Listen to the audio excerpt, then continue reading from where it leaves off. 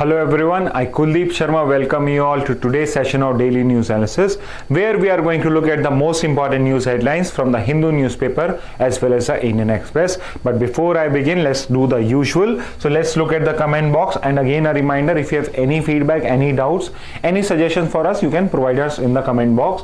So many students now have started to reply in the comment box, and most of you are providing the right answer. For example, Pretty Big Things has replied, Muhammad Yunus is a Nobel Prize winner. So in yesterday class, when we discussed the India-Bangladesh crisis, not the India-Bangladesh, but the Bangladesh crisis in detail, we also looked into history and somewhat of your Indo-Bangladesh relations. We are going to continue with that news also, because today's newspaper is mainly about that Bangladesh crisis and how India is getting involved into it. Okay, so yes, Muhammad Yunus is the person who is the Nobel Peace Prize winner of the year 1996, and he is from Bangladesh. We are going to discuss him also in today's news analysis. Ramjas has provided the correct answer. National anthem of Bangladesh is written by Rabindranath Tagore. Rabindranath Tagore is the only person who has composed two national anthems of the countries. One is for India, your Jan Gan Man, and Amar Sonar Bangla, which is the national anthem of Bangladesh, has been composed by Rabindranath Tagore only. Next question which I asked you was that SDI ranking of Bangladesh is 129, which means and I asked you what is India's SDI rank, and Ramjas has replied 134. Many of you have also replied the correct answer, and which means in terms of SDI Human Development Index, in Bangladesh is at a better position as compared to India. Also, I asked you that because West Bengal, there was a resolution passed by the West Bengal cabinet yesterday, or the Legislative Assembly, that the West Bengal should not be further redivided into different states. So I asked you that because they are calling it a third division of West Bengal or Bengal, when was Bangladesh, not Bangladesh but Bengal, divided for the first time? Because I also told you that the second Bengal partition took place in the year 1947. So the first such Bengal partition, when the erstwhile Bengal, which basically consisted of our present day West Bengal as well as Bangladesh, was divided in the year 1905. So now what you can answer in the comment box is, who was the Governor General of India at that time? Who was the Governor General who took this particular decision? Okay, or Viceroy at that time. This particular division of Bengal into two different constituent units. One was your West Bengal and one was your East Bengal.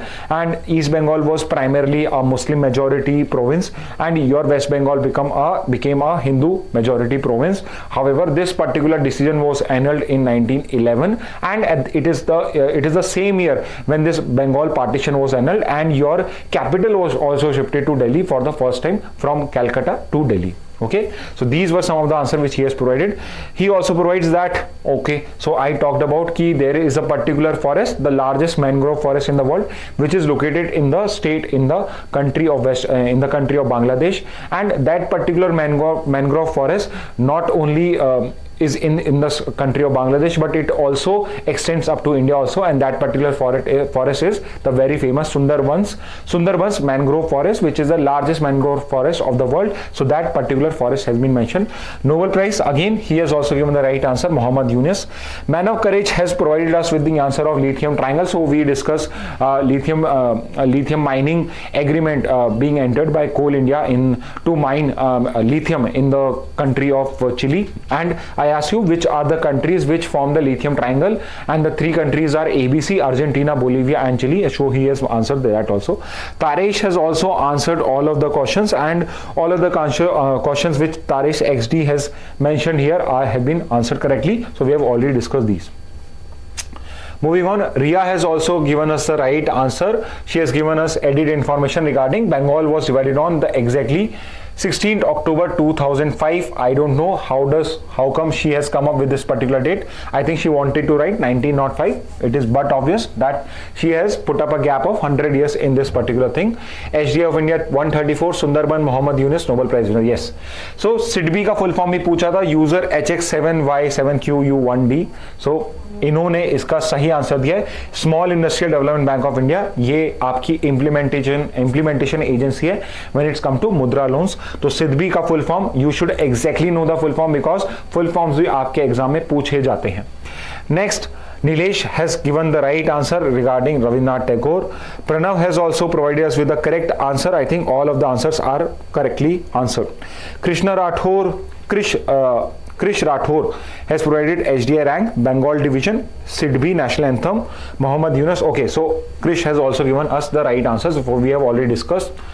Okay, and Ghanisht Sharma again given us the right answer. Also added the information that Mohammad Yunus, who is the Bangladeshi Nobel laureate, he is the founder of Grameen Bank. Again, we are going to discuss this also, and this is also an important point.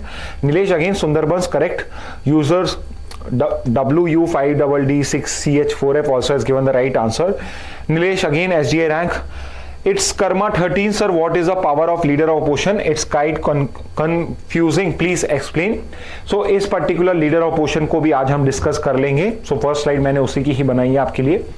Okay, Aditi Mishra sir, can you please make a video regarding the 2024 budget? So before I answer this, last में composer of national anthem of Bangladesh is Rabindranath Tagore, first Asian and Indian also who got Nobel Prize. So sometimes you get new knowledge for you. At least I knew this earlier also, but you also now know this, that Rabindranath Tagore was the first Indian as well as the first Asian to get a Nobel Prize for anything. So Nobel Prize in literature मिला था 1913 के अंदर में, और उनको मिला था उनके Gitanjali which is a composition of poems by Rabindranath Tagore. Now Aditi Mishra ने कल भी बोला था कि आप बजट पे एक प्लीज वीडियो बना दीजिए, एंड जो लेफ्ट साइड में आप स्लाइड देख पा रहे हो दैट इज द रीजन कि मैं बजट पे स्लाइड क्यों नहीं बना रहा हूं. बिकॉज अगर मैं आपको बजट का अपडेट दे देता हूं जो भी आज प्रेजेंटली है और बाद में वो चेंज होता है तो आप गलत इंफॉर्मेशन को नोट डाउन कर लोगे और उससे आपको प्रॉब्लम होगी. फॉर एग्जाम्पल यहां पे क्या है, government blinks on capital gains tax on real estate. तो इस पर्टिकुलर बजट के अंदर में गवर्नमेंट ने एक चेंज किया था कि जो लॉन्ग टर्म कैपिटल गेन होता है रियल स्टेट के ऊपर भी, उसके अंदर में से इंडेक्सेशन बेनिफिट को रिमूव करके उसकी जो रेट होती है कैपिटल गेन्स की उसको रिड्यूस कर दिया था. बट इंडेक्सेशन को हटाने से लॉस क्या होता है कि अगर आपकी कोई बहुत पुरानी प्रॉपर्टी है तो आपको इंडेक्सेशन का बेनिफिट, इन्फ्लेशन का बेनिफिट नहीं मिलता है. आपकी जो प्राइस होती है वो जो करंट प्राइस होती है उसी बेसिस पे आप टैक्स पे करते हो. सो आपको अगर आप किसी पर्टिकुलर रियल स्टेट को बहुत टाइम तक अपने पास होल्ड करके रखते हो तो वो जो बेनिफिट था वो नेग्लेक्ट होता है in terms of taxation purpose. तो अब यहां पे गवर्नमेंट ने उस पर्टिकुलर प्रपोजल को वापस लेने का डिसीजन लिया है कि जो बजट पास होगा उसके अंदर में मोस्ट प्रोबेबली ये प्रपोजल इंक्लूड नहीं होगा. सो बिकॉज इस टाइप से चेंजेस होते रहते हैं, तो जब तक आपका पूरा बजट पास नहीं हो जाता है तब तक हम बजट को डिस्कस नहीं कर सकते हैं. टैक्सेशन प्रपोजल्स पूरे पास हो जाएंगे तभी होंगे. ऑल्दो आपका जो एप्रोप्रिएशन बिल है, एप्रोप्रिएशन बिल, सो आपके बजट के अंदर में दो पार्ट्स होते हैं, एक फाइनेंस बिल होता है, एक एप्रोप्रिएशन बिल होता है. एप्रोप्रिएशन बिल होता है जिसके अंदर में बजट में से क्या क्या एक्सपेंडिचर करना है, कंसोल फंड में क्या क्या एक्सपेंडिचर करना है, उसकी सारी डिटेल होती है. वो बिल आपका इस साल का पास हो चुका है, बट फाइनेंस बिल है जो अब तक पास नहीं हुआ है.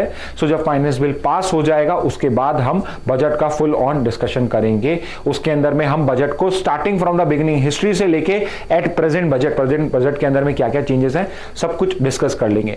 बट अगर आपको बहुत ज्यादा ईगरनेस है तो आप आई थिंक 23 ऑफ जुलाई वाला आप हिंदू एनालिसिस सर्च करिए, 23-24 जुलाई का, वहां पे बजट को भी हमने डिटेल में डिस्कस करा है. You would find it on the CLAT prep channel. वहां से आप एक बार का एक बेसिक आइडिया बजट का ले सकते हैं. ओके, सो ये थे आपका कमेंट बॉक्स. सो अब स्टार्ट करते हैं आज के न्यूज से. तो न्यूज से पहले एक बार लीडर ऑफ अपोजिशन का आपने क्वेश्चन पूछा था कि इसकी पावर्स फंक्शंस क्या होते हैं और कहां पे ये ऑफिस जो है वो मेंशन है. सो यू शुड नो कि लीडर ऑफ अपोजिशन आपका 1960 से 69-67 से आपका अपॉइंटमेंट लीडर ऑफ अपोजिशन का स्टार्ट हुआ था. बिकॉज इससे पहले आपकी अपोजिशन पार्टीज तो होती थी बट एक रिकॉग्नाइज्ड एक ऑफिशियल पोजीशन नहीं होती थी लीडर ऑफ अपोजिशन की. मोर ओवर आपके कॉन्स्टिट्यूशन में ना ही आपके लीगल लोकसभा या आपके राज्यसभा रूल्स में या लेजिस्लेटिव असेंबली के रूल्स के अंदर में कहीं पर भी लीडर ऑफ अपोजिशन का वर्ड मेंशन है. ये जो पोजीशन है ये कहीं पर भी मेंशन नहीं है. It's a statutory creation. Statute के अंदर क्रिएट करा गया है. कॉन्स्टिट्यूशन के अंदर में या पार्लियामेंट के अंदर में जो भी आपका लार्जेस्ट लीडर, जो आपका लीडर होता है लार्जेस्ट अपोजिशन पार्टी का, he is considered as the leader of opposition. और उसके अंदर में अगर आपको ऑफिशियली रिकॉग्नाइज होना है तो उसके लिए रिक्वायरमेंट होती है कि आपकी पॉलिटिकल पार्टी की एटलीस्ट 10% सीट्स होनी चाहिए. एंड बिकॉज 16th और 17th लोकसभा में ऐसी कोई भी पॉलिटिकल पार्टी नहीं थी अपोजिशन में जिसके पास में खुद की मेजॉरिटी हो या फिर उसकी 10% उसकी मिनिमम सीट्स हो। Because of this for the first time 67 से जब से ये आपका ऑफिस स्टार्ट हुआ ऑफिशियली, तब से लेकर आज तक for the first time 16th Lok Sabha और 17th लोकसभा में कोई भी लीडर ऑफ अपोजिशन नहीं था लोकसभा के अंदर में। ऑल्दो राज्यसभा में था बट लोकसभा में नहीं था। सो आप कमेंट बॉक्स में आंसर कर सकते हैं कि present leader of opposition in Lok Sabha कौन है और राज्यसभा कौन है। So just mention in the comment box the leader of opposition in the Lok Sabha and the Rajya Sabha. तो बेसिकली होता कौन है leader of opposition? He is the person who is not in government और largest political party का head होता है। And main job उसका क्या होता है कि गवर्नमेंट अगर कुछ अनकॉन्स्टिट्यूशनल कर रही है, गवर्नमेंट कुछ पब्लिक वेलफेयर के हिसाब से नहीं कर रही है, गवर्नमेंट कुछ ऐसा कर रही है जिसके लॉन्ग टर्म रिपरकशन हो सकते हैं इवन इन इंटरनेशनल अफेयर्स, या यहां पे अपोजिशन को लगता है कि इस पॉलिसी से बेटर ये पॉलिसी हो सकती है या इसके अंदर में ये चेंजेस, ये बेटरमेंट किया जा सकता है, तो वो सब रिकमेंडेशन करने का काम होता है लीडर ऑफ अपोजिशन का। अब इसका रिकॉग्निशन कैसे होता है? So remember I told you कि 10% मिनिमम आपकी सीट्स होनी चाहिए लोकसभा या राज्यसभा में जिसमें भी आपको अपोजिशन लीडर बनना है। उसके बाद अगर आपके पास होती हैं तो आपका लोकसभा के अंदर में तो स्पीकर आपको रिकॉग्नाइज करता है as a leader of opposition, और राज्यसभा के अंदर में it is the chairman. And who is the chairman of the Rajya Sabha? Mention in the comment box if you no this कि आपका जो चेयरमैन ऑफ राज्यसभा कौन होता है। तो speaker of the Lok Sabha and chairman of the Rajya Sabha, अगर पार्टी की एटलीस्ट 10% सीट्स होती हैं तो उस पर्टिकुलर हाउस के अंदर में उसे लीडर ऑफ अपोजिशन अपॉइंट किया जाता है। नेक्स्ट, उसका स्टेटस या सैलरी क्या होता है?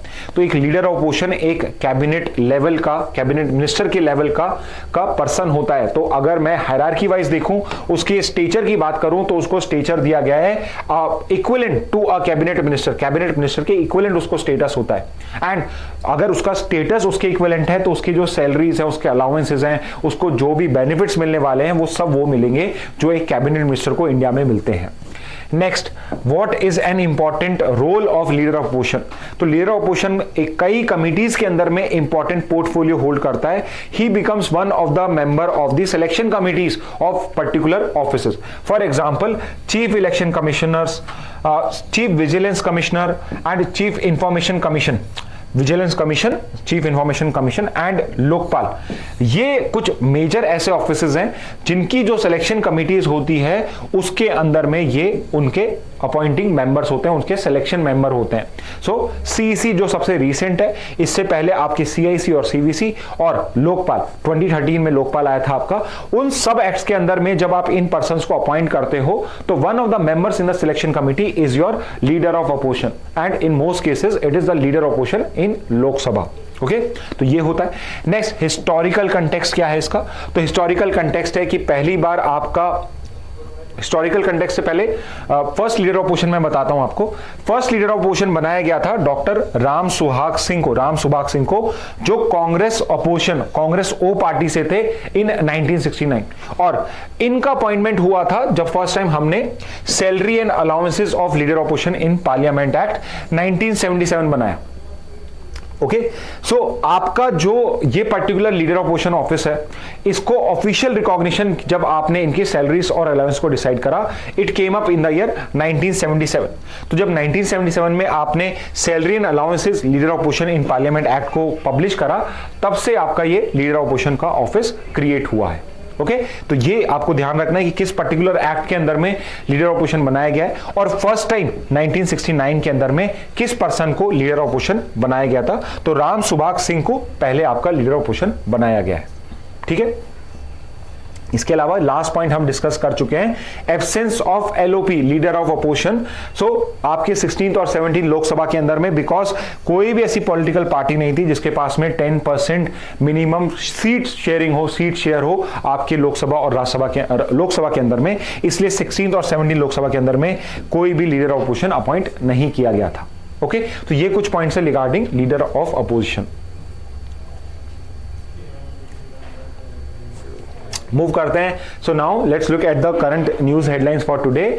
सो हिंदू न्यूज़पेपर में पहली न्यूज एंड इंडियन एक्सप्रेस के अंदर में भी कोई भी न्यूज़पेपर आप रीड करोगे, ऑब्वियसली फर्स्ट न्यूज और the major of the newspaper is covered with the Bangladesh news still. तो वहां पे Sheikh Hasina has resign from her post and now she has left Bangladesh. Also she left 2 days ago Bangladesh because उनको अभी media reports आ रही हैं कि उनको सिर्फ 45 आवर्स का टाइम दिया गया था to run away from this particular place और रिजाइन करने के लिए. तो फाइनली वो रिजाइन करके आ गई हैं. सो प्रेजेंटली वहां पे एक इंटरिम गवर्नमेंट क्रिएट करी गई थी. पहले उसको बांग्लादेश के जो आर्मी चीफ थे फकर उज जमार वो उसको होस्ट कर रहे थे, वो उसको हेड कर रहे थे.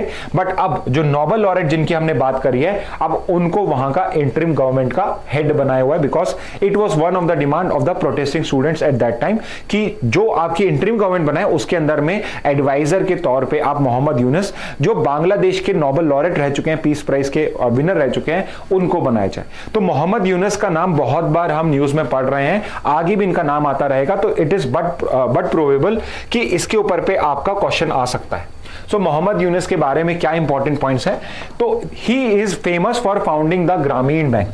ही is the founder of Grameen Bank. और ग्रामीण बैंक इसलिए इंपॉर्टेंट है बिकॉज यहां से इन्होंने माइक्रो क्रेडिट और माइक्रो फाइनेंस के कंसेप्ट को पायनियर करा. फर्स्ट टाइम इस टाइप के कंसेप्ट को वो लेकर आए. अब ये माइक्रो क्रेडिट या माइक्रो फाइनेंस क्या होता है? तो जैसा नेम सजेस्ट, माइक्रो क्रेडिट मतलब स्मॉल में क्रेडिट देना, स्मॉल लोन देना, और माइक्रो फाइनेंस मतलब शॉर्ट में या कम पैसों का आपको फाइनेंसिंग करके देना, किसी को हेल्प करना. तो मेजरली ये क्या कंसेप्ट लेकर आए कि जो पुअर लोग हैं, जो लोअर मिडिल क्लास है या जो आपकी लोअर क्लास है, उसके पास में कोई एसेट नहीं है, उसके पास में कोई एसेट नहीं है. और यूजुअली जो बैंक्स होते हैं आपके, जो मेजरली सारे बैंक्स होते हैं, वो without mortgage, without asset record आपको कुछ नहीं देते. बिकॉज वो उनको क्या चाहिए? उनको चाहिए एक सिक्योरिटी कि अगर हम इस पर्सन को लोन दे रहे हैं तो व्हाट इज अ गारंटी कि ये लोन हमारा चुका दिया जाएगा. तो इसलिए वो कुछ ना कुछ मॉर्गेज या वो लेते हैं. At the same time banks also knows कि उसको अगर प्रॉफिट अच्छा कमाना है तो उसे बड़े अमाउंट्स के लोन देने पड़ेंगे जिससे वो बड़े बड़े प्रॉफिट्स कर सके. तो वहां पे क्या हो रहा है कि आप लार्जर इंस्टीट्यूशंस को, लार्जर कंपनीज को, प्राइवेट कंपनीज को, उनको ही आप लोन्स प्रोवाइड कर रहे हो. जो आपके माइक्रो स्मॉल मीडियम एंटरप्राइजेस हैं या फिर जो आपके स्ट्रीट वेंडर्स हैं या बिल्कुल एग्रीकल्चर लेबरर्स हैं, वर्कर्स हैं, उन सबको आप लोन्स प्रोवाइड नहीं कर रहे. तो यहां पे ग्रामीण बैंक के कंसेप्ट के अंदर में क्या करा इन्होंने? Micro credit and micro finance के कंसेप्ट को फर्स्ट टाइम इंट्रोड्यूस किया वर्ल्ड में. इससे पहले इस टाइप का कोई बैंकिंग नहीं था. आप प्राइवेटली आप किसी लोगों से, आपके जो मनी लेंडर्स होते थे उससे करते थे, बट इस टाइप का बैंक नहीं था. तो इन्होंने ये पर्टिकुलर प्रोजेक्ट लॉन्च करा और इससे बांग्लादेश के अंदर में जो लोअर क्लास थी या लोअर मिडिल क्लास थी, इनका जो पॉवर्टी लेवल है ये डिक्रीज होने स्टार्ट. तो इस चीज को 1972 में इसको लॉन्च किया था ग्रामीण बैंक को. तो इस चीज को उन्होंने रिकॉग्नाइज करा आपकी नोबेल कमेटी ने और इनको 2006 के अंदर नोबेल पीस प्राइज मिला. Not prize in economics but Nobel peace prize मिला बिकॉज यहां पे ये पॉवर्टी के अगेंस्ट में हेल्प कर रहे थे. पुअर को ये यहां पे लोन्स प्रोवाइड कर रहे थे जिससे जो पॉवर्टी लेवल था आपका बांग्लादेश के अंदर में वो रिड्यूस हुआ. और ये जो ग्रामीण बैंक का कंसेप्ट है ये वर्ल्ड ओवर रिकॉग्नाइज हुआ. इंडिया ने भी माइक्रो फाइनेंसिंग, माइक्रो क्रेडिटिंग इस टाइप की ऑर्गेनाइजेशन को फॉलो किया. सिडबी जो आपका बैंक है वो भी कुछ इसी टाइप का बैंक है जिसके अंदर में हम माइक्रो क्रेडिटिंग, माइक्रो फाइनेंसिंग करते हैं. कल हमने मुद्रा लोन पढ़ा था, मुद्रा स्कीम पढ़ी थी. मुद्रा स्कीम के अंदर में भी 3 टाइप के लोन्स होते हैं. शिशु होता है, किशोर होता है और तरुण होता है. ये तीनों के तीनों बहुत स्मॉल अमाउंट के लोन्स देते हैं और विदाउट मॉर्गेज देते हैं. तो यहां पे मॉर्गेज की रिक्वायरमेंट नहीं है, कोलेटरल की रिक्वायर्ड नहीं है. आपको स्मॉल लेवल के, आपको छोटे छोटे क्वांटिटीज के लोन मिलते हैं जिससे जो पॉवर्टी होती है वो भी रिड्यूस होती है. एट द सेम टाइम आपका जो क्रेडिट होता है वो भी प्रॉपर्ली यूटिलाइज होता है. तो इस पर्टिकुलर के लिए उन्हें 2006 के अंदर में नोबेल पीस प्राइज मिला. And now he is currently the chief of Bangladesh interim government. जो इंटरिम गवर्नमेंट बनाई जा रही है उसके ये चीफ हैं. ओके, अब कुछ फैक्ट इंडिया बांग्लादेश के. So because rather than going through one all the news separately, मैंने सारे न्यूज के अंदर में से जो इंपॉर्टेंट पॉइंट्स हैं उनको कंपाइल कर लिया आज की जो न्यूज़पेपर में आपका इंडिया बांग्लादेश का रिलेटेड है और उसको हम यहां पे कवर कर रहे हैं. फॉर एग्जाम्पल कल भी हमने डिस्कस करा था कि इंडिया और बांग्लादेश जो हैं वो दोनों अपनी लॉन्गेस्ट बॉर्डर शेयर करते हैं. बांग्लादेश सिर्फ 2 कंट्री से अपनी बॉर्डर शेयर करता है, लैंड बॉर्डर शेयर करता है. एक इंडिया है और एक म्यांमार है और किसी भी कंट्री से उसकी बॉर्डर टच नहीं होती है. सेकेंड चीज जो आपको पता होनी चाहिए वो कौन सी 5 स्टेट्स हैं जिनके साथ में बांग्लादेश का बॉर्डर टच होता है इंडिया का. तो सबसे लंबी बॉर्डर है जो 4000 कुछ लॉन्ग बॉर्डर है आपकी, उसमें से हाफ ऑफ इट 2000 समथिंग जो बॉर्डर है आपकी वो एक ही स्टेट के साथ वेस्ट बंगाल के साथ टच होती है। ऑब्वियसली पहले बंगाल और वेस्ट बंगाल और बांग्लादेश एक ही था, बाद में जब पार्टीशन हुआ red Cliff line is the line जो आपकी बॉर्डर लाइन है आज भी। रेड क्लिफ लाइन जो पाकिस्तान के साथ थी, तो ये भी पाकिस्तान ही था पहले, ईस्ट पाकिस्तान था, तो रेड क्लिफ लाइन ही है जो आपकी बॉर्डर है बिटवीन इंडिया एंड बांग्लादेश। तो वेस्ट बंगाल के साथ सबसे लॉन्गेस्ट बॉर्डर है। इसके बाद आपके 4 आपके नॉर्थ ईस्ट के स्टेट्स है जिनके साथ इसकी बॉर्डर टच होती है, और वो है असम, मेघालय, मिजोरम एंड त्रिपुरा। असम, मेघालय, मिजोरम एंड त्रिपुरा जिनका नॉर्थ ईस्ट साइड में इनका बॉर्डर टच होता है। इसके बाद कौन कौन से ऐसे कॉमन ग्रुप्स हैं, इंटरनेशनल ऑर्गेनाइजेशन है जहां पे इंडिया और बांग्लादेश दोनों रिप्रेजेंटेटिव्स हैं? तो आपका सार्क है, बिम्स्टेक है, IORA है और कॉमनवेल्थ है। इन चारों के अंदर में India is also a partner as well as आपका जो बांग्लादेश है वो भी इसका पार्टनर है। सो कमेंट बॉक्स में if you can mention the headquarters of SAARC, headquarter of BIMSTEC, headquarter of IORA and headquarter of Commonwealth. इन सबके हेडक्वार्टर्स कहां पर हैं? If you know the answer please mention it in the comment box. Next आते हैं river water dispute. So river water सिर्फ states के बीच में नहीं, इंटर कंट्री भी होते हैं। फॉर एग्जाम्पल इंडिया पाकिस्तान के बीच में इंडस वाटर ट्रीटी थी, तो क्या बांग्लादेश के साथ भी आपकी कोई ट्रीटी है क्या? So yes, there is a treaty which is known as a Teesta treaty. तो टीस्टा एक रिवर है आपकी जो आपकी सिक्किम के थ्रू, सिक्किम से आती है और फिर ये फ्लो करती है आपके बांग्लादेश में। सो इस तीस्ता रिवर के वाटर शेयरिंग के ऊपर पे हमारा कई सालों से आपका डिस्प्यूट चल रहा था, but we have to give it to India कि इंडिया हमेशा एक रिस्पॉन्सिबल पावर के तरह हमेशा बांग्लादेश के साथ अपने जो रिवर वाटर डिस्प्यूट्स हैं उनको म्यूचुअली रिकॉग्नाइज करके इक्वल मान के, अननेसेसरी उस पर कोई फोर्स ना करके इसको प्रॉपरली उसने डिस्प्यूट को रिजॉल्व कराए। हमने कभी नहीं करा कि हम बड़ी पावर हैं, हम बड़े देश हैं तो हमारे पास वाटर कंटेंट ज्यादा होना चाहिए। चाहे तीस्ता रिवर हो, चाहे आपकी भागीरथी रिवर हो, आपकी ब्रह्मपुत्र रिवर हो, हर किसी में जो बांग्लादेश की रिक्वायरमेंट होती है, जहां पर अगर वाटर का क्वांटिटी कम होता है तो हम 50-50% तक शेयर करते हैं, उस सिचुएशन में हमने हमेशा एक रिस्पॉन्सिबल पावर का रोल क्लियर करा है। तो ये जो मेन डिस्प्यूट्स है, एक तो है फराक्का बैरेज जो आपका गंगा रिवर के ऊपर पे है। गंगा रिवर के ऊपर पे ये फराक्का बैरेज क्या करता है? सो आपकी जो गंगा रिवर है वो वहां जाके 2 स्ट्रीम्स में डिवाइड हो जाती है, एक तो गंगा चलती रहती है भागीरथी और दूसरी है हुगली रिवर। तो गर्मियों में क्या होता है, समर्स के अंदर में हुगली के अंदर में, हुगली में वाटर कम होता है, हुगली रिवर के अंदर में वाटर कम होता है। हुगली रिवर के ऊपर पे आपका एक पोर्ट है, कोलकाता पोर्ट है। तो आपका अगर वाटर कम होता है हुगली रिवर में तो वहां पे सिल्ट एक्यूमुलेशन हो जाता है, सैंड जो होती है वो ज्यादा होती है, विच मींस जो पोर्ट होता है उसमें जो शिप्स होती है उनको आने जाने में प्रॉब्लम स्टार्ट होती है। तो फराक्का बैरेज में क्या करते हो, बैरेज इज बेसिकली आप एक गेट लगा देते हो। तो उसमें क्या होता है कि अगर ये गंगा रिवर जा रही है, यहां से हुगली रिवर जा रही है, तो यहां पे मैंने एक बैरेज लगा दिया, तो ये जो वाटर है ये वाटर इस वाली रिवर में आके रीच होता है, तो इसको हम बोलते हैं फराक्का बैरेज।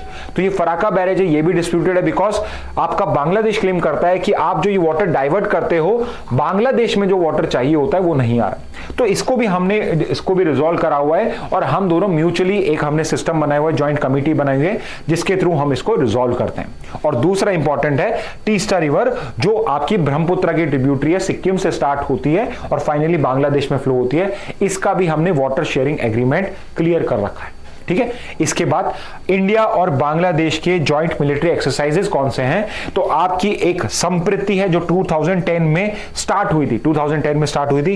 2023 लास्ट ईयर ही इसका लेटेस्ट एडिशन करा, 10th एडिशन हमने 2023 के अंदर में करा था। Sampriti is the name of joint military exercise between India and Bangladesh, arm forces करती हैं।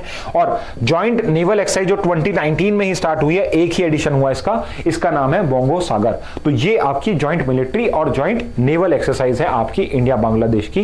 तो आज के न्यूज़पेपर के अंदर में से जो इंपॉर्टेंट पॉइंट्स हम डिराइव कर सकते हैं इंडिया बांग्लादेश के लिए, वो सब आपके सामने है। ओके, नेक्स्ट में मूव करते हैं। तो एक न्यूज आई है कि आपके यूएस के अंदर में, यूएस के कोर्ट में, यूएस के डिस्ट्रिक्ट कोर्ट के अंदर में एक केस चल रहा था, anti trust case. Anti trust क्या होता है? ये बेसिकली एंटी ट्रस्ट का मतलब होता है एंटी कॉम्पिटिशन। सो ट्रस्ट से मतलब यहां पे सिर्फ कॉम्पिटिशन है, कि एंटी कंपटीशन का केस चल रहा था अगेंस्ट गूगल।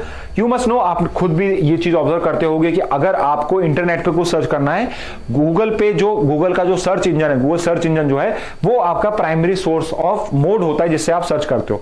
पहले if you are a millennial तो आपने शायद याहू भी यूज करा होगा, बट आई डाउट कि जेन जी ने आपका कभी याहू सर्च इंजन यूज करा होगा, या कोई बिंग हो सकता है आपने यूज करा हो।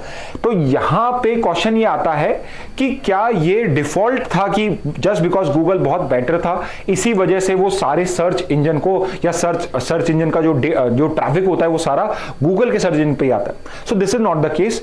गूगल क्या है, बहुत सारी कंपनीज के साथ, बहुत सारे सॉफ्टवेयर मैनेजर्स के साथ और खुद के जो एंड्रॉइड होता है इन सब के साथ एक्सक्लूसिव एग्रीमेंट करता है। वो यहां पे क्या करता है कि फॉर एग्जांपल आप एंड्रॉइड का फोन लेते हो तो उसके अंदर में डिफॉल्ट में आपके गूगल एप्स होते हैं, गूगल क्रोम उसके अंदर में होता है।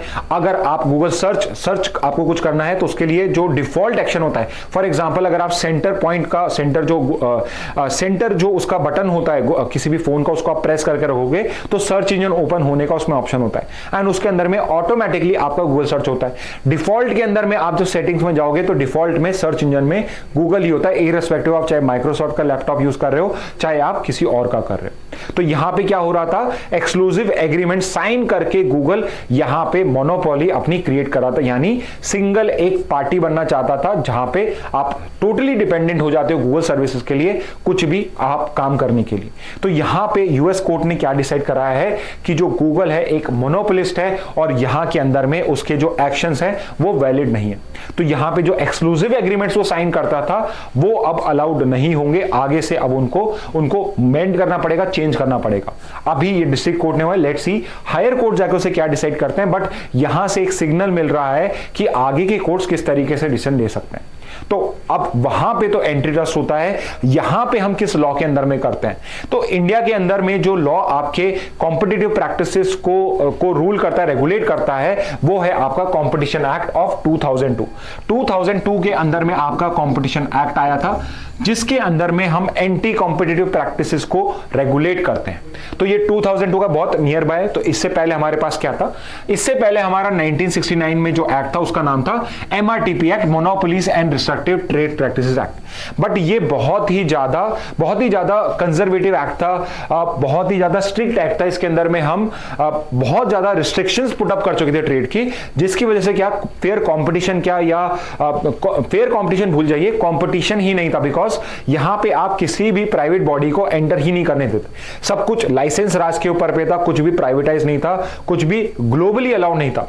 कोई कंपनी इंडिया में आती हुई थी तो इंडिया की पॉलिसीज को देख के कुछ साल में अपना पैकअप करके वापस चली जाती थी। तो ये बहुत रिस्ट्रिक्टेड था। और जब हमने 91 में रिफॉर्म्स करे तो वी फेल्ट लाइक कि हमें अब सेक्टर में और कंपटीशन को प्रमोट करना है, तो हमने कंपटीशन एक्ट 2002 इनेक्ट करा।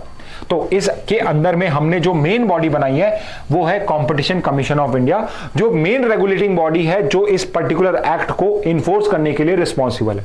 अब इसके अंदर में मेनली प्रोहिबिटेड प्रैक्टिसेस कौन सी हैं? सो ऑब्वियसली पहला तो है anti competitive agreements. Anti competitive agreements क्या होते हैं? फॉर एग्जांपल कि दो कंपनीज मिलकर फिक्स प्राइस कर लें, कि लेट्स से यहां पे आपके telecom is a very good example. यहां पे मेनली दो ही कंपनीज आपकी, एक आपकी एयरटेल है और एक आपकी जियो है। लेट्स से दोनों मिलकर डिसाइड कर लेते हैं कि हमारा जो 1 GB का मिनिमम पैक होगा अब वो 100 नहीं 200 का होगा या 300 का होगा, यानी आपने मिनिमम प्राइस फिक्स कर दिया। यानी कि अब आपके जो कंज्यूमर्स हैं उनके पास में ऑप्शन नहीं है कि वो किसी थर्ड वेंडर के पास जा पाए, उन्हें मिनिमम 300 रुपीज पे करने ही पड़ेंगे। थर्ड है आप मार्केट शेयरिंग कर लेते हैं। मार्केट शेयरिंग क्या होता है?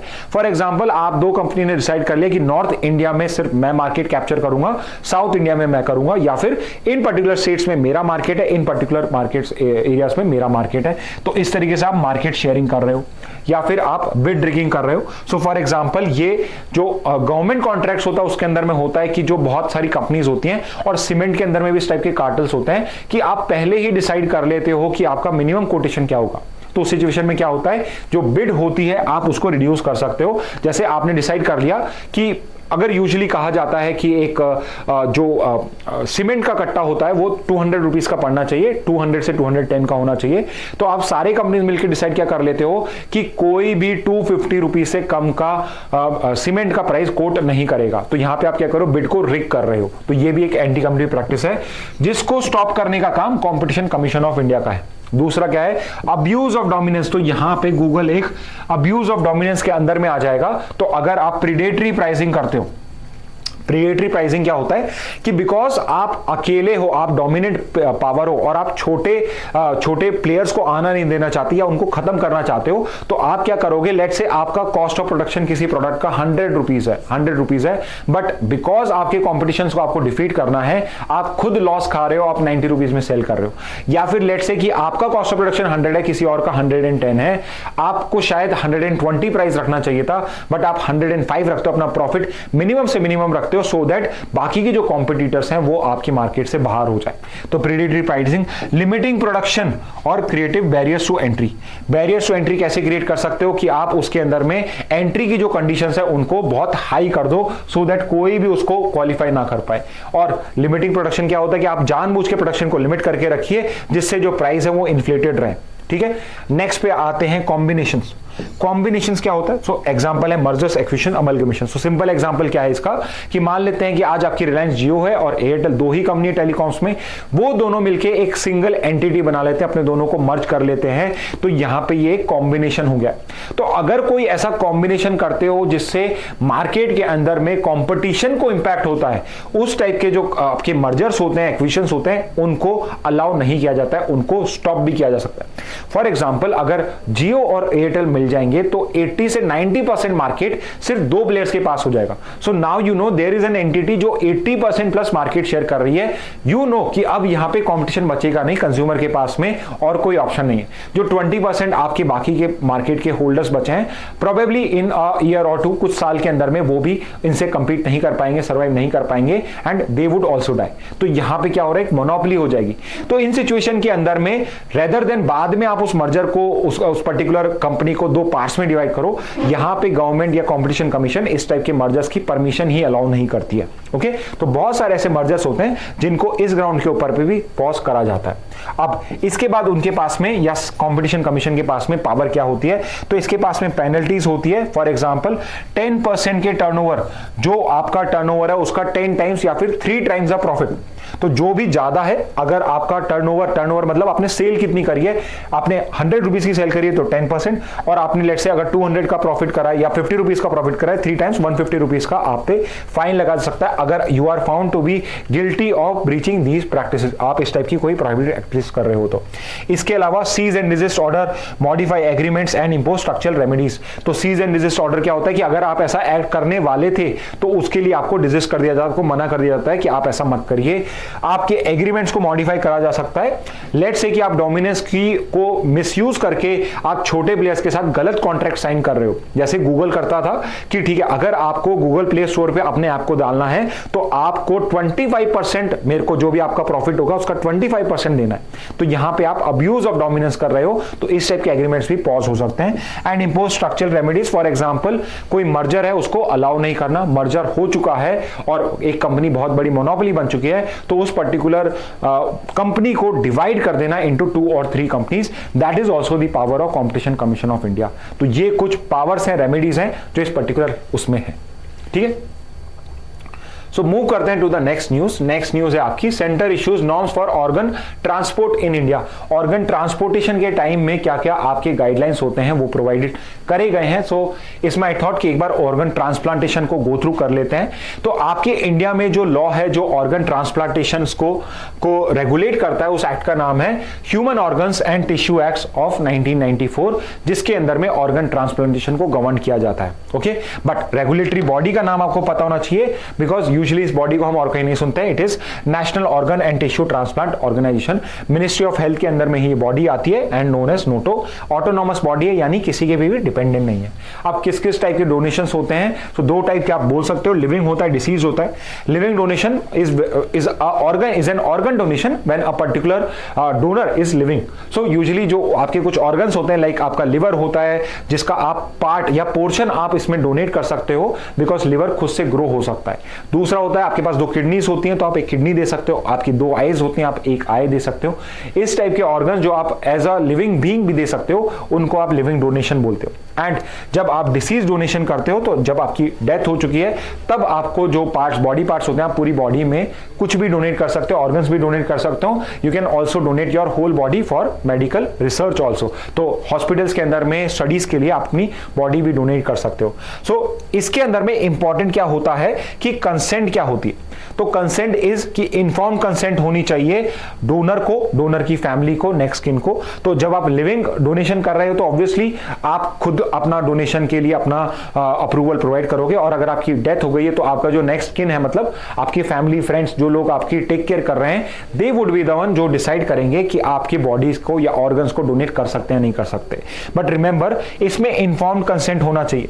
इन्फॉर्म कंसेंट का मतलब होता है कि आपको जो भी उसके, लेट्स से आप लिविंग डोनर हो तो आपकी जो भी उसमें प्रॉब्लम्स हो सकते हैं, फॉर एग्जांपल अगर आप दो किडनी में से एक किडनी डोनेट करते हो, सो यहां पे डॉक्टर की रिस्पांसिबिलिटी आपको ये बताना कि किडनी फेलियर की रेट इंडिया में क्या है, आपकी बॉडी टाइप जो है या आपकी जो बॉडी है, क्या वो आपकी लाइफ लॉन्ग, जब तक आप जिंदा रहोगे, क्या आपकी एक सिंगल किडनी पे आप सर्वाइव कर पाओगे या नहीं कर पाओगे, या आपकी एक सिंगल किडनी की लाइफ क्या है। तो ये सारी जो इंफॉर्मेशन होती है आपको बतानी होती है। इन सब इंफॉर्मेशन के बेसिस पे ही आपकी कंसेंट को आगे कंटिन्यू करा जा सकता है। So this is the informed consent. Okay, तो ये आपका ऑर्गन डोनेशन का, ऑर्गन ट्रांसप्लांटेशन का प्रोसीजर है। कुछ बेसिक डिटेल्स हैं जो आपको शायद पता होनी चाहिए।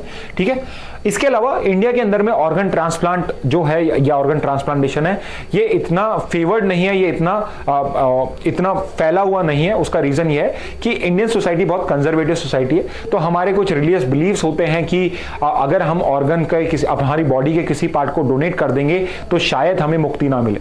सो बहुत सारे लोग अपनी आंखों को डोनेट इसलिए नहीं करते बिकॉज दे बिलीव कि आफ्टर लाइफ में हम कैसे कुछ देखेंगे।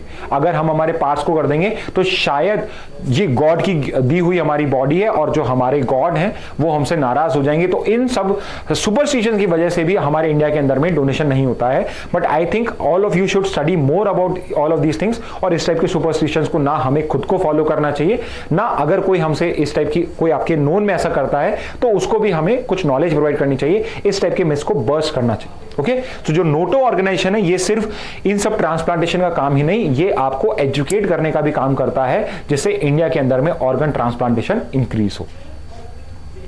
Okay, so only this much from this news. Next news पे मूव करते हैं। Next news is has the UK changed its stance on ICC arrest warrant।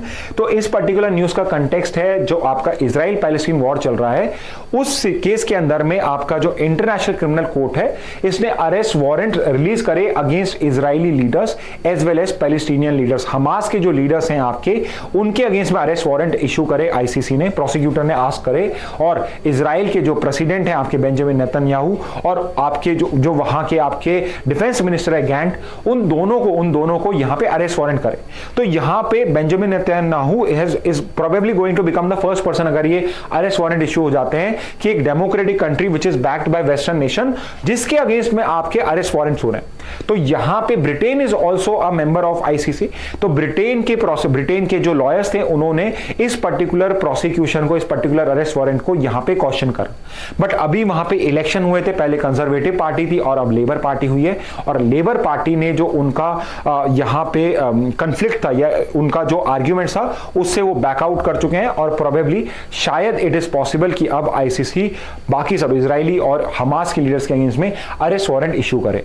तो इस कंटेक्स्ट के अंदर में we have also done it earlier also. ICC का basics आपको पता होना चाहिए, जुरिडिक्शन आपको समझ में आना चाहिए। सो ये तो आपके बेसिक फैक्ट्स हैं कि 98 के रोम स्टैट्यूट के अंदर में इसको एस्टैब्लिश करा गया था। तो रोम स्टैट्यूट के अंदर में एस्टैब्लिश करा गया है, बट इसकी फंक्शनिंग जो है वो 1 जुलाई 2002 को स्टार्ट हुई थी। 1 जुलाई 2002 से स्टार्ट हुई थी, and this date is important because जो आईसीसी का जुरिडिक्शन है ये प्रोस्पेक्टिव है, विच मीन्स कि 2002 1 जुलाई 2002 के बाद में जो इंसिडेंट्स हुए हैं उन्हीं को ही आईसीसी लुक आफ्टर कर सकता है। यानी 2002 से पहले जो कुछ भी हुआ है, चाहे जीनोसाइड कमिट हुआ हो, कोई बहुत बड़ा इंसिडेंट हुआ, वॉर क्राइम्स कमिट हुए हो, उस पे आईसीसी का जुरिडिक्शन नहीं है। इसका हेडक्वार्टर कहां है? तो इसका हेडक्वार्टर है हाग के अंदर में, नीदरलैंड्स में। Present membership is 124। I don't think ये डेटा आपको याद करना चाहिए, बट ठीक है, मेंबर्स आर 124। नॉन मेंबर्स कौन से, इंपॉर्टेंट नॉन मेंबर्स कौन से हैं? तो the bad thing about ICC is कि एक जो इसका डिसएडवांटेज है वो ये है कि जितनी भी मेजर कंट्रीज है, मेजर पावर्स है, वो इसके मेंबर्स नहीं है।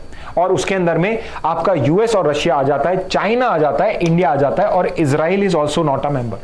तो एक क्वेश्चन तो यही आता है कि अगर इजराइल मेंबर ही नहीं है तो इसके ऊपर पे आईसीसी जुरिडिक्शन कैसे एक्सरसाइज करता है, तो वो भी समझने की बात होती है। बट बिफोर दैट, कंपोजिशन क्या है? यहां पे 18 जजेस होते हैं जो 9 ईयर टर्म के लिए होते हैं एंड नो रीअपॉइंटमेंट। एक बार कोई पर्सन जज अपॉइंट हो गया तो वो वापस से जज नहीं बन सकता है। 18 जजेस for a 9 year term, for a 1 single term वो अपॉइंट होता है, सो नो रीअपॉइंटमेंट। ज्यूरिडिक्शन क्या होता है? सो ज्यूरिडिक्शन जो होता है आईसीसी का, ये तभी पॉसिबल होता है जब आपके जिस पर्टिकुलर पर्सन के अगेंस्ट में केस फाइल हो रहा है उसका जो जुडिशियल सिस्टम है वो एक्शन करने के लिए या तो रेडी नहीं है या केपेबल नहीं है। दोनों में से एक भी रीजन हो तो ही आपका ज्यूरिडिक्शन होता है। तो रिमेंबर दिस, ये जो आईसीसी है ये सिर्फ इंडिविजुअल्स के ऊपर पे अपना ज्यूरिडिक्शन एक्सरसाइज करता है, कंट्रीज के ऊपर पे नहीं करता है। और स्पेसिफिकली 4 केसेस के अंदर में ही ये अपना ज्यूरिडिक्शन एक्सरसाइज करता है। फॉर एग्जांपल, अगर जीनोसाइड कमिट हुआ उस सिचुएशन में, क्राइम अगेंस्ट ह्यूमैनिटी हुआ हो उस सिचुएशन में, किसी ने वॉर क्राइम्स कमिट करे हो उस सिचुएशन में, या क्राइम्स ऑफ एग्रेशन किसी ने कमिट करे हो उस सिचुएशन में, तो सिर्फ 4 कैटेगरी ऑफ क्राइम्स होते हैं जिसमें इंडिविजुअल के अगेंस्ट में आईसीसी प्रोसिक्यूशन को बिगिन कर सकता है, और वो 4 है ये। ठीक है, इसके अलावा कहां पे ज्यूरिडिक्शन होता है? तो country where offence is committed और perpetrator country is member of ICC. तो यहां पे इट इज नॉट रिक्वायर्ड कि जिस पर्सन ने क्राइम करा है वो आईसीसी का मेंबर हो या वो कंट्री आईसीसी का मेंबर हो, तभी आप उस पर कर सकते हो। जिस कंट्री के अंदर में क्राइम हुआ है वो अगर आईसीसी का मेंबर हो, तो चाहे एक non member party, non member person ने अगर वहां पे क्राइम कमिट करा है, वॉर क्राइम करा है, तो उस सिचुएशन में भी उसका ज्यूरिडिक्शन होगा। तो इजराइल पैलेस्टीन के इस पर्टिकुलर केस के अंदर में आप इजरायली लीडर्स के अगेंस्ट में इसलिए अरेस्ट वारंट इशू कर पा रहे हो बिकॉज उन्होंने जो वॉर क्राइम्स कमिट करे हैं, उन्होंने जो जीनोसाइडल क्राइम्स कमिट करे हैं, वो पैलेस्टीन की टेरिटरी में हुए हैं, और Palestine is a member of ICC. तो पैलेस्टीन जो है, ऑल्दो एक फुल मेंबर स्टेट नहीं, but it is a member of ICC, वो सिग्नेटरी रोम स्टैट्यूट का। तो इस वजह से पैलेस्टीन की टेरिटरी में जो क्राइम्स हुए हैं वो भी आपके आईसीसी के जुरिडिक्शन में आएंगे। ऑब्वियसली अगर आप एक पर्टिकुलर स्टेट से बिलोंग करते हो, जो मेंबर स्टेट है आपके इस पर्टिकुलर आईसीसी का, वो सब तो आपके आएंगे। ओके, तो ये उसका जुरिडिक्शन है। फाइनली डिसीजन क्या है? बाइंडिंग ऑन मेंबर स्टेट्स पे बाइंडिंग है। तो that is the reason why UK has challenge this particular thing, because ये जो डिसीजन आईसीसी का ये बाइंडिंग होता है। तो कल अगर बेंजामिन नेतन्याहू को यहां पे आईसीसी अरेस्ट करने का वारंट रिलीज कर देती है, तो जितने भी मेंबर कंट्रीज हैं including UK is a member country, ये सब बाउंड हो जाएंगे अगर बेंजामिन नेतन्याहू इनके कंट्रोल में आता है या इनके टेरिटरी में आता है। So they are bound by Rome statute to present that particular person to the ICC Hague Netherlands में जाके उस पर्टिकुलर पर्सन को प्रेजेंट करना उनके लिए बाइंडिंग हो जाएगा। इस वजह से it is binding on member state. But if you are a non member state तो आपके ऊपर पे जुरिडिक्शन डायरेक्टली नहीं लग सकता है। ओके, तो ये है आपका आईसीसी के बारे में डिटेल्स। नेक्स्ट पे आते हैं, food cost hit 11th month peak in July on pricier vegetables. तो यहां पे एक क्रिसिल करके एक आपकी ऑर्गेनाइजेशन है जो आपकी फूड प्राइसेस के ऊपर पे रिपोर्ट लेकर आई है, और इट इज टेलिंग यू कि जुलाई के अंदर में जो प्राइसेस हैं वो स्काई रॉकेट हो चुके हैं फूड के, जिसकी वजह से इन्फ्लेशन इंक्रीज हो रहा है। तो इन्फ्लेशन बहुत बार न्यूज में आ रहा है, तो inflation is also an important topic. तो इन्फ्लेशन सिंपली क्या होता है? इन्फ्लेशन हिंदी में होती है महंगाई, कि जो गुड्स और सर्विसेज है उनकी प्राइस जो आज थी, इररिस्पेक्टिव कि उसमें कुछ इंप्रूवमेंट हुआ है, उनकी जो नॉर्मल प्राइस है, नॉमिनल प्राइस है, वो इंक्रीज हो गई है। तो इसको ही हम महंगाई बोलते हैं। सो फॉर एग्जांपल, आप जो पेन है या आपका जो मोबाइल है, आज वो 10,000 रुपए का है, नेक्स्ट ईयर उसमें कुछ इंप्रूवमेंट नहीं हुआ, ना कुछ कॉस्ट इंक्रीज हुई है रॉ मटेरियल्स की, आपने उसको 10,000 से 11,000 कर दिया है। तो ये जो होता है ये इन्फ्लेशन होता है। So what is inflation exactly? अगर डिफाइन करूं, so inflation is inflation rate is the rate at which the general level of prices for goods and service rises leading to a decrease in the purchasing power of a currency. तो general level of prices, general increase हो रहा है, सिर्फ एक product में नहीं, आप economy के अंदर में देखते हो तो हर किसी प्रोडक्ट में जब प्राइस इंक्रीज होता है, एक नॉर्मल लेवल ऑफ इंक्रीज होता है, उसे हम इन्फ्लेशन बोलते हैं। तो रिमेंबर इन्फ्लेशन स्पेसिफिक हो सकता है, बट जब हम इन्फ्लेशन की बात कर रहे होते हैं, रिटेल इन्फ्लेशन की बात कर रहे होते हैं, हम general price goods, general level of prices की बात कर रहे होते हैं कि नॉट जस्ट 1 और 2 गुड्स, ओवरऑल इकोनॉमी के अंदर में प्राइस इंक्रीज हो रहा है, that is known as inflation. अब इसका मेजरमेंट कैसे होता है? तो मेजरमेंट के लिए हम दो प्राइमरी इंडेक्स यूज करते हैं, जीडीपी डिफ्लेटर भी यूज होता है, बट प्राइमरी दो होते हैं, एक है consumer price index which is the important index, और दूसरा है wholesale price index. Consumer price index आपकी जो प्राइस या आपका इन्फ्लेशन होता है ये मेजर करता है एट द रिटेल लेवल, यानी फाइनली दुकान पे जाके जो आपका इन्फ्लेशन है, जो लास्ट लेवल पे जाके इन्फ्लेशन इंक्रीज हुआ है उसको नोट करता है। और होलसेल प्राइस इंडेक्स जो होता है ये शॉप के लेवल पे या होलसेलर के लेवल पे आपके प्राइस इंक्रीज को मेजर करता है। तो जो आपका सीपीआई कंबाइंड है, तो सीपीआई अर्बन होता है, सीपीआई रूरल होता है, इन दोनों का एवरेज निकाल के हम सीपीआई कंबाइंड निकालते हैं। This is the CPI combined which is used to measure retail inflation India. पहले हम डब्ल्यूपीआई यूज करते थे, बट अब जब हम रिटेल इन्फ्लेशन को फॉलो करने के लिए या इन्फ्लेशन कंट्रोल की बात करते हैं तो आपका आरबीआई हो या बाकी की गवर्नमेंट ऑर्गेनाइजेशन हो, वो सीपीआई कंबाइंड को यूज करती हैं to show the real inflation in India. अब सेकंड आता है कि कौन कौन से इन्फ्लेशन है इंडिया में, कि इंडिया में क्या कौन कौन से इन्फ्लेशन होते हैं। तो कई तरीके से आप डिफाइन कर सकते हो, बट दो मेन होते हैं, डिमांड पुल और cost push inflation. Demand pull inflation क्या होता है? तो बेसिकली ये तो मैं आपको इसलिए बता रहा हूं बिकॉज एलेट में कई बार इस टाइप के बेसिक क्वेश्चन आ जाते हैं। तो डिमांड पुल इन्फ्लेशन क्या होता है कि बिकॉज किसी प्रोडक्ट की डिमांड ज्यादा, कंज्यूमर डिमांड ज्यादा कर रहा है, तो लेट्स से मार्केट में आलू की डिमांड ज्यादा है, तो यहां पे आपका जो आलू बेचने वाला, सब्जी वाला, वो क्या करेगा, आलू अगर पहले 30 रुपए में बेच रहा था तो वो 32 रुपए 33 रुपए का बेचेगा। फिर 35 में भी, अगर 32 में भी सब खरीद रहे हैं तो 35 का बेचेगा, और 35 में भी खरीद रहे हैं तो शायद 40 का बेचना स्टार्ट कर दे, बिकॉज यहां पे डिमांड आ रही है। तो this is known as demand pull inflation, that increase in general prices of goods and services because of demand factor, demand की वजह से। और सेकंड क्या है? Cost push inflation.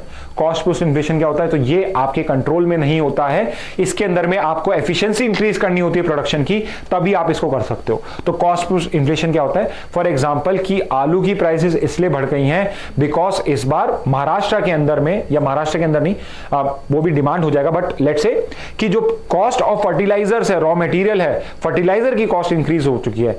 इलेक्ट्रिसिटी जो है वो, उसका जो टैरिफ है पहले 3 रुपए लगता था, अब 4 रुपए लगता है। या ट्रांसपोर्टेशन कॉस्ट है, ऑयल की प्राइस इंक्रीज हो गई है तो ट्रांसपोर्ट कॉस्ट इंक्रीज हो चुकी है, जिसकी वजह से वो जो इंक्रीज इन ट्रांसपोर्ट कॉस्ट है वो भी आपके इस पर्टिकुलर फाइनल रिटेल इन्फ्लेशन में इंक्रीज हो चुकी है। तो जब आपका कॉस्ट ऑफ प्रोडक्शन इंक्रीज होता है, जो वो इंक्रीज इन प्राइसेस होता है, उसे हम कॉस्ट पुश इन्फ्लेशन कहते हैं।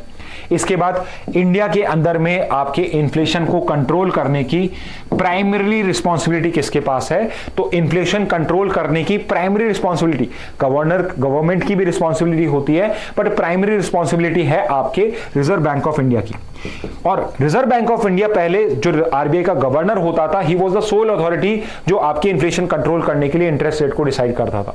बट अब हमने एक कमिटी बनाई है जिसका नाम है monetary policy committee. Monetary policy committee जो एक 6 मेंबर बॉडी है, जिसमें 3 मेंबर गवर्नमेंट के हैं और 3 मेंबर आपके आरबीआई के होते हैं। और ये 6 लोग मिलके या ये एमपीसी मिलके डिसाइड करती हैं कि बैंकिंग की इंटरेस्ट रेट क्या होनी चाहिए, बिकॉज बैंक की जो इंटरेस्ट रेट होती है उससे डायरेक्टली आप इन्फ्लेशन को इन्फ्लुएंस कर सकते हो। सो मेजरली आप ये भी कह सकते हो कि monetary policy committee is the deciding authority for monetary policy in India. और मॉनेटरी पॉलिसी कमेटी का टारगेट होता है कि जो इन्फ्लेशन इन इंडिया है वो 4% होना चाहिए। Inflation rate in India should be 4%। 4% होनी चाहिए आपकी इन्फ्लेशन रेट इन इंडिया। और यहां पे हमने थोड़ा सा उसको बैंड दिया, एक बैंड दिया है जिसमें वो अपनी इन्फ्लेशन को मैनेज कर सकता है। तो 2% से लेके 6%, प्लस माइनस 2% का हम इसमें स्कोप देते हैं। तो इन्फ्लेशन ट्राई तो करना है एमपीसी को कि 4% पे रहो, बट प्लस माइनस 2% का हम 2% 6% में यहां पे वो गेम कर सकते हैं आरबीआई वाले। ठीक है, तो ये था आपका इन्फ्लेशन कई बार हो रहा था और I was not able to cover it, so I thought कि आज इन्फ्लेशन का बेसिक्स तो आपको बता देना चाहिए यहां पे। ओके, तो ये था आपका इन्फ्लेशन। इसके बाद नेक्स्ट पे चलते हैं regarding a news. Hiroshima day आपका अभी 6 अगस्त को आप हिरोशिमा डे आपने सेलिब्रेट करा या कमेमोरेट करा, सेलिब्रेट तो क्या। So Hiroshima Day is celebrated on August 6th because it was on this date in 1945 that the first atomic bomb ever was thrown या was launched on Hiroshima. Hiroshima में first time एक nuclear attack किया गया। It was done by the United States of America against Japan. तो Hiroshima city जो थी ये पूरी की पूरी डिस्ट्रॉय हो गई एंड इसके अंदर में जो बाकी बात के लोग भी थे बिकॉज ऑफ रेडिएशन, ये आज भी आपके रेडिएशन की वजह से प्रॉब्लम फेस करते हैं। तो हिरोशिमा में आपका फर्स्ट एटॉमिक बॉम्ब अटैक किया गया था और ये इस पर्टिकुलर डे को कमेमोरेट करने के लिए हम हिरोशिमा डे सेलिब्रेट करते हैं। सो आज का आप 20 जी के क्वेश्चन देखोगे तो वहां पे एक क्वेश्चन बनाया गया है कि उस पर्टिकुलर हिरोशिमा पे जो एटॉमिक बॉम्ब गिराया गया था उसका कोड नेम क्या था, उसका कोड नेम क्या था। तो इट इज अ क्वेश्चन। तो if you know the answer you can mention it here, otherwise wait for the 20 G question. Okay, तो this is regarding Hiroshima day. Next news पे आते हैं। Hamas names Gaza chief Yahya Sinwar as militant groups new political leader. तो हम इसको तो regularly ही follow कर रहे हैं। Ismail Haniyeh who was the political leader of Hamas. Politically इसको ये लीड कर रहे थे, इस पर्टिकुलर ऑर्गेनाइजेशन को। इनको इजराइल ने एक अटैक में, अलिजिडली इजराइल ने, बिकॉज ओपनली इजराइल ने नहीं क्लेम करा है कि हमने उस पर अटैक किया था। इजराइल ने एक अटैक के अंदर में आपके ईरान के अंदर में जब ये वहां के प्रेसिडेंट के ओथ सेरेमनी में गए थे वहां पे इस पर्टिकुलर पर्सन को एलिमिनेट कर दिया एंड अब हमास को एक नए लीडर की रिक्वायर्ड थी। तो हमास का जो गाजा के अंदर में चीफ है, हमास का जो गाजा के अंदर में चीफ है Yahya सिनवर, now he has been appointed as the new political chief of Hamas also। तो गाजा का जो हमास चीफ था उसको ही अब पॉलिटिकल चीफ बना दिया गया है। So it's a new update. ठीक है, सो अब इजराइल पैलेस्टीन ये सब आपका कंटिन्यूसली चलता रहेगा। डज नॉट मीन कि लास्ट ईयर क्वेश्चन आ गया तो इस साल इंपॉर्टेंट नहीं है। इस साल भी ये उतना ही इंपॉर्टेंट है जितना लास्ट ईयर था। तो जो भी अपडेट होते रहेंगे इसको हम कवर करते रहेंगे। आई नो एक MIT और मिडिल ईस्ट भी बचा हुआ है, उसको भी हम जल्दी रिकॉर्ड करके इसको भी फाइनलाइज करेंगे। ओके, तो ये था आज का update. Okay, so students that's it from my side for today. I hope आज की न्यूज आपको अच्छी लगी होंगी। इफ यू फील कि कुछ न्यूज अच्छी थी, आपके काम की है क्लैट के लिए, आई थिंक ज्यादातर सब काम का था, तो आप उन सबको नोट डाउन कर सकते हो। अगेन डेटा पे इतना फोकस मत करा करें, डेटा इतना इंपॉर्टेंट नहीं होता है जितने फैक्ट्स इंपॉर्टेंट होते हैं, तो आप उन पे ज्यादा फोकस करा करें। ठीक है, so that's it from my side. Thank you and have a very nice day.